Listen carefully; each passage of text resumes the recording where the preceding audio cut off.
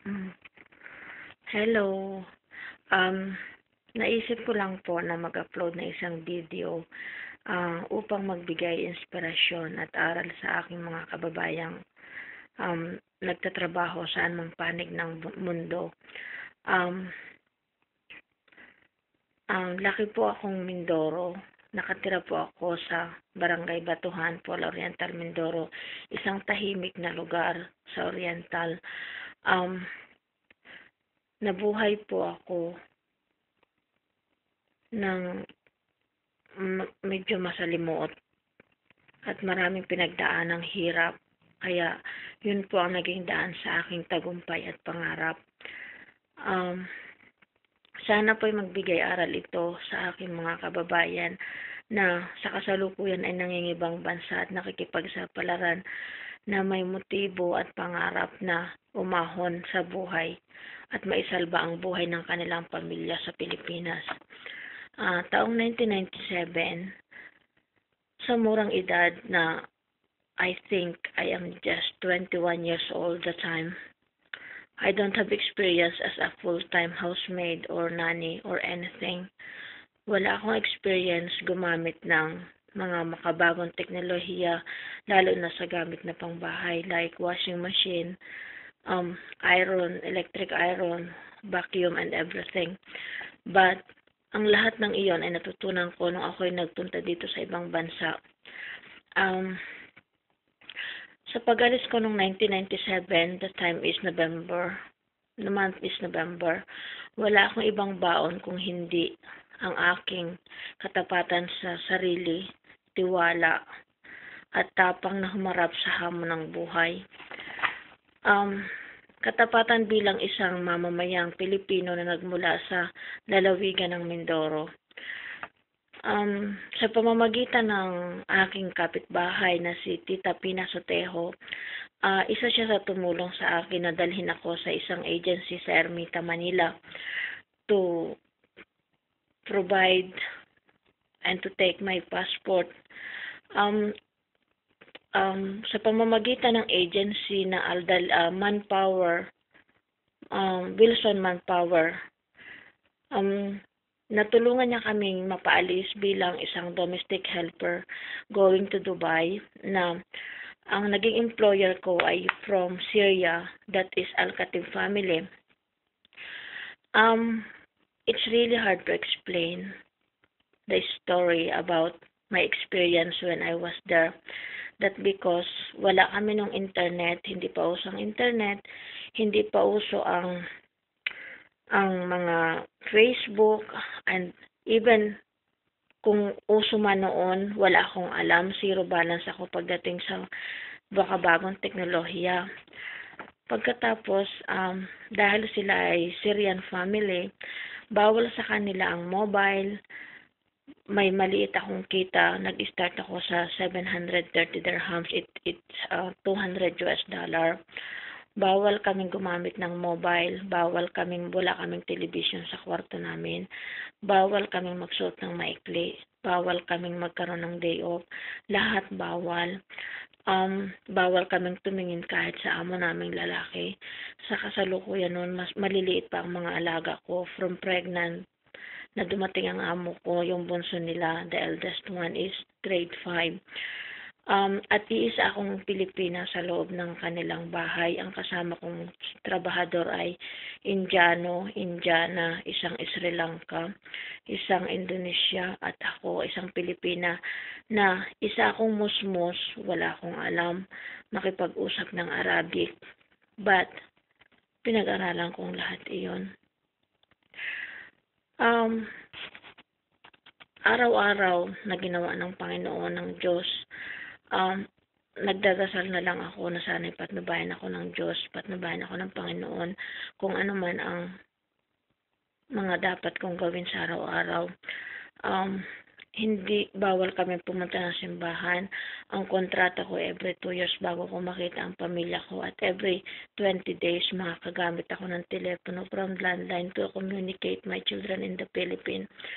The time na iniwan ko ang aking mga anak is 2 taon. Ang panganay ko ay 3 taon. Sa araw-araw na aking pamumuhay doon dito sa UAE, sa bahay ng aking among si Mr. Maher Al-Khatib, sandali na nawawala ako. Binibilang ko araw-araw sa mga daliri ko how many days, how many months na matatapos ko ang lahat ng kontrata ko. Subalit, sa kabila ng yon, hindi ko na nararamdaman na ako pala'y nakasyam na taon ng paglilingkod sa kanila. Sa siyam na taon kong paglilingkod, na tumaas ang sahod ko sa kanila, naging $300. But to think na kailangan kong magpaalam sa kanila, makipag-usap ng maayos, dahil may pangarap akong madala ko ang mga kapatid ko dito para matulungan din naman nila ako makapagtrabaho.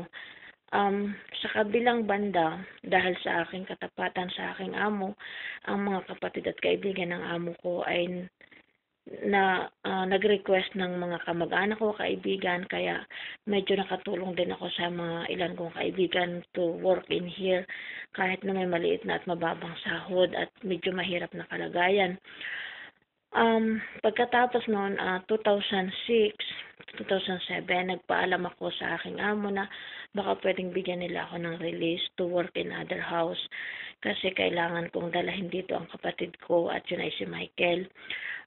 Dahil bawal nga akong lumabas, pero nung kasalukuyang yun is na-try ko nang madala ang kapatid naming bunso na si Richard. At sinuwerte naman kahit may mababang sahod, nabisaan siya sa isang restaurant. Pagkatapos nadala ko dito ang kapatid kong si Michael at nakapagtrabaho siya sa isang company na Makati Express Cargo. 2006, nakipag-usap ako sa kanila na baka pwedeng bigyan nila ako ng release at baka pwedeng makapagtrabaho ako to have a good record from them. At hindi naman sila nagdalawang salita at binigyan nila ako, sinuportahan nila ako. Sa madaling kwento, nakapagtrabaho ako sa isang Scottish family at may isa silang anak noong time na yon. Maganda na sana ang kalagayan ko, subalit dahil sa alam ng employer ko na Scottish na ako ay nanggaling sa Arabic, masyado siyang mahigpit at ang sahod ko lang sa kanila ay 1,200. Pagkatapos pag sila umaalis, kalahati lang yung sinasahod ko sa kanila at hinahanap niya ako ng part-time, so it's hard even. Sa kabilang banda, may day off ako sa kanila, yearly ang ticket ko, pero ang masakit nun is parang naghahanap pa rin ako ng mas mataas na sahod dahil ang iniisip ko ay sayang ang panahon, lumalaki ang mga anak ko, kailangan kong kumita ng mas more pa doon. Hindi ako nagdalawang isip na magsabi sa kanila pagkatlipas ng 3 taon na hindi ako umuwi sa Pilipinas dahil nga pinapagkasya ko lang ang sahod ko. Marami akong mga na-miss na okasyon ng mga anak ko, like special events, birthday, communion, graduates in when he was elementary or something like that. Pero wala akong magagawa. I have no choice. Kailangan kong magtiis para sa mga anak ko. Masakit man sa loob ko na minsan lang ako nakapag-Christmas sa Pilipinas, pero kailangan kong gawin to para hindi maghirap ang mga anak ko. May maganda kaming relasyon ng amo kong Scottish na dala nila ako sa UK, sa Scotland, sa UK countryside. Ang hindi ko lang magustuhan sa kanila yung pagpapalakad at yung sobrang higpit pagdating sa pera na halos hindi naman din sapat sa akin yung kinikita ko. Kung sila ay 3 linggo sa bakasyon, 1 linggo lang yung sasahurin ko. So, hindi na lang ako nakipag-argue, naghanap na lang ako ng ibang amo at medyo nahirapan akong umalis ng time na yon. Pero nagpapasalamat ako kasi sinuportahan pa rin nila ako. Pagkalipas ng 3 taon kong paninilbihan sa Scottish family ko na sina Mr. and Mrs. Benson, dahil malakas ang loob kong umalis sa kanila kasi may isa akong kaibigan na inirekomenda ako sa isang kaibigan nila na from Belgium. Anyway, malaki ang sahod, 2 ang anak. Inisip ko noon na mas maganda na to kasi parang nadoble ang sahod ko. Pero sa kabilang banda, nakawalong buwan ako sa kanila at nawalan ng trabaho ang naging amo ko. At naging mainit din ang ulo nilang mag-asawa kasi both of my employer, wala silang trabaho. So parang hindi ko maintindihan kung mahihiya akong magtrabaho kasi wala nga naman din silang kinikita. Maghapon kami magkakasama sa bahay. So nag-decide ako magpaalam at nagsabi ako na maghanap ako ng ibang trabaho at pinayagan naman nila ako. Sa kabutihang palad at siguro ay dahil sinuswerte na rin ako sa buhay, kahit sa ganong paraan nakakuha agad ako. May isang tumawag sa akin na wrong send, na wrong call at naghahanap siya ng isang katulong at from Australian sila na sina Mrs. Julinda na hanggang ngayon ay we keep in touch through internet, through Facebook. Isa silang napakabuting tao at inakala ko na sa kanila na ako forever kasi malalaki na ang alaga ko kahit may malaki silang bahay sa Palm Jumeirah at magkasundo kami. Sa hindi inaasahang pagkakataon, 11 months, nag-move sila, transfer sa Australia. Hindi nila ako kayang dalahin, so kailangan kong maghanap ng trabaho. Nung time na ako nasa Palm Jumeirah, hindi ko sinayang ang day off ko, hindi ko sinayang ang oras ko na makipaglakwat sa kung saan-saan. Ginamit ko ang oras ko, ginamit ko ang day off ko sa pag-aaral. Nag-aral ako ng computer secretary, pumasok ako bilang caregiver, nakakuha ako ng certificate, nag-aral ako ng driving. Kahit hindi ako pumasa, nagpapasalamat pa rin ako. At natuto ako. Kahit wala akong lisensya. Uma-attend ako ng mga business-oriented like Edmark, like Avon. Lahat ng racket na pwede kong pagkakitaan, ginawa ko. Nagtinda ako ng mga ukay-ukay, nagtinda ako ng mga second-hand clothes, ng mga bag, kung ano-ano kung pwedeng pagkakitaan. Nag-join sa Edmark, nag-join sa Avon, nag-join kung saan saang networking para lang may ekstrang kita. Lahat ng pagtitipid ginawa ko. Never akong pumunta ng salon para magpagupit. Ako lang yung naglalakas loob na magupit ng sarili ko. Ako lahat yung naglilinis, pedicure, manicure by my own. Kasi talagang kailangan ko magtipid. Nung mag-move ang amo ko papuntang Australia, doon ako umiyak at sinabi ko sa sarili kong parang ayoko nang humanap pa ng ibang amo kasi alam kong napakahirap humanap ng among pwedeng pagkatiwalaan.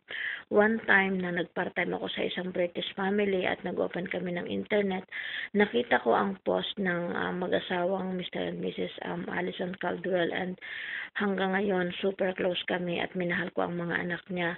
Nakadalawang taon kalahati ako sa kanila, subalit ang amo ko nawala ng trabaho, so move na naman ulit ako, hanap na naman ako ng trabaho. Nakakita ako ng isang magandang trabaho, maganda ang kita, subalit hindi kami compatible. Mahal na mahal nila ako, pero hindi ko gusto ang patakaran niya. Kasi isa siyang from Russian. Kahit mataas pa ang sahod ko, kung hindi ako ituturing na kapamilya, so that is a useless thing, being OFW. So, wala akong ginawa. Nagbayad ako ng visa ko, nagpa-release ako. After that, inirekomenda ako ng dati kong amo sa isang kaibigan niya dito sa Jumeirah 2. At sa kasalukuyan, nandito ako. Minahal nila ako bilang isang kapamilya. Bilang isang OFW, sobrang masayang-masaya ako last 2013 dahil nung Independence Day ng Pilipinas. Isa ako sa nakatanggap ng parangal mula sa Embahada ng Pilipinas, being a live hero. At sa libo-libong OFW dito sa UAE, isa ako sa nagawaran at nanominado bilang isang Mother the Real Hero Award. Kahit hindi ko nakamit ang awarding na yon dahil 4 lang kaming na-nominate, proud pa rin ako sa sarili ko dahil sa libo-libong manggagawa, isa ako sa 4 na napili na nominado bilang Mother the Real Hero Award. Sa pagiging single mom ko, ginawa ko ang lahat ng pakikisama. Nakaranas akong hamakin, nakaranas akong kutsain, nakaranas akong maging usap-usapan ng mga tao dahil sa kahit anong pagtitiis ko sa lahat ng pagsubok sa buhay ko, tao lang ako. Dumating yung pagsubok na hindi ko na rin kayang hindi ko na rin kayang, para akong mauupos na kandila, para akong gusto ko ng bumigay, parang kailangan ko ng may masandalan ako. So, sa loob ng halos kulang-kulang 2 dekada ko dito sa Dubai, nagkaroon ako ng isang, Pilipino na nasandalan at, medyo inisip ko noon na kailangan ko ng partner sa buhay at akala ko 'yun ang makakatulong sa akin. Nakatulong naman, subalit dumating din yung time na nagkaroon kami ng hiwalayan dahil alam kong bawal at masama yung aming pagsasama dahil may pamilya siya na ako na may hiwalay na sa asawa. So, parang hindi yung katagumpayan. Ah, ang lahat ng pagsubok, lahat ng pagtitiis, tiniis ko at, itinuring kong kapamilya ang mga alaga ko. Sa ngayon sobrang masayang-masaya ako. Mahal na mahal ako ng mga alaga ko, mahal na mahal ako ng amo ko. Sobrang ina-appreciate nila kung ano yung mga trabaho kong ginagawa sa loob ng bahay nila. Ah, ang turing nila sa akin sister ako, ang turing ko rin sa kanila ay brother at sister ko. Gano'n din, I act like a mother of her children.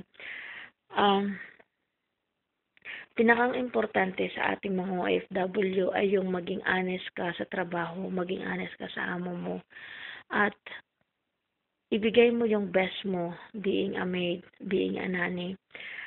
Sa kasalukuyan, wala na akong mahihiling pa. Sobrang nagpapasalamat ako sa lola ng mga anak ko na si Ginelita Mondero kasi nang dahil sa kanya, nagabayan niya ang mga anak ko at ngayon, nakatapos na ng pag-aaral ang panganay kong anak kahit sa mababang kurso na IT computer, nakagraduate siya at nakakuha siya ng titulo. Ganon din ang aking anak na bunso.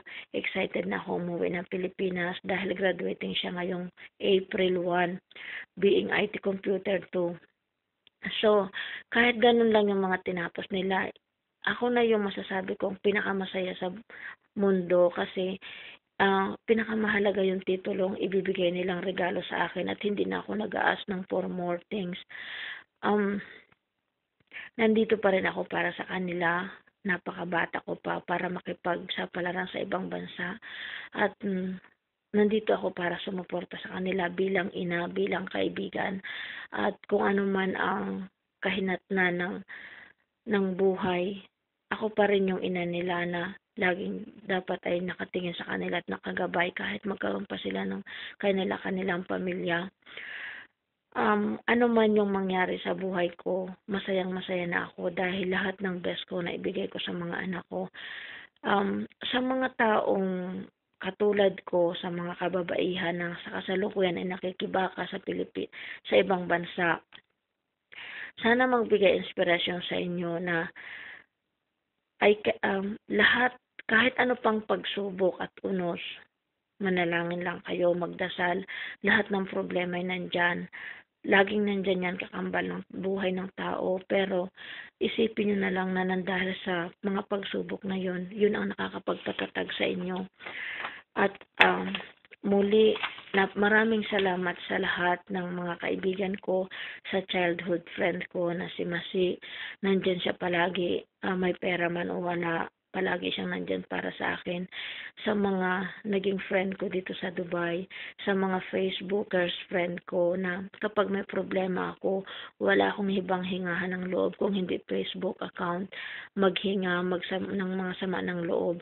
Nandiyan ang mga buong pamilya ko na nakasuporta sa akin kahit saang bansa, kahit saang lupalop ng mundo.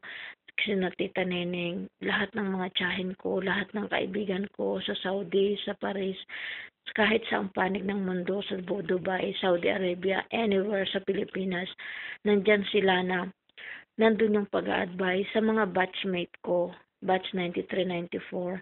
Maraming salamat dahil sa tulong nyo, sa advice nyo, kina Lola Gets, sa kapatid ko, si Michael at saka sa kapatid kong bunso na yung suporta nila laging nandyan, sa nanay ko. Pinasaya nyo ako at hindi ko makakalimutan kahit saan ako makarating.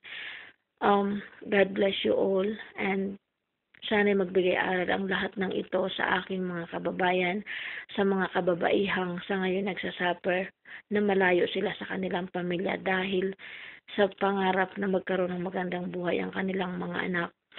Manalig lang kayo dahil ang lahat ng ginagawa niyong sakripisyo may kabayaran. Sobrang saya ko po na sa susunod na taon, pagkatapos ng buwang ito, pagka-graduate ng anak ko, wala na akong pag-aaralin pa. So, mission ko po na tumulong at hindi ako nananawang tumulong sa mga pamangkin ko, sa magiging apo ko, na kung ano man yung tulong na pwede kong ibigay ay gagawin ko. Maraming salamat po sa mga sister-in-law ko, sa lahat-lahat. Hindi ko na po iisa-isahin pa. Maraming maraming salamat po. And may God bless you all. Thank you. Bye.